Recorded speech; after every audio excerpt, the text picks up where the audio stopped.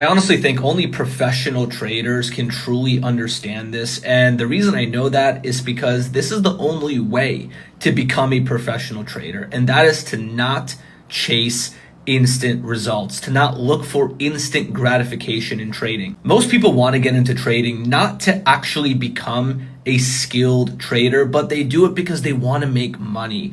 And when you become a trader to make money, you're not actually focused on the process. You're not focused on building your psychology. You're not focused on refining your technical skills. You're just focused on pressing buttons on a keyboard and seeing money literally printed on your screen. Well, it doesn't work that way. And here's a big mistake that a lot of beginner traders make. They spend a lot of time working on their system. They trade every single day. They're putting in the work for the first 1 to 2 months, and they're not actually seeing profits.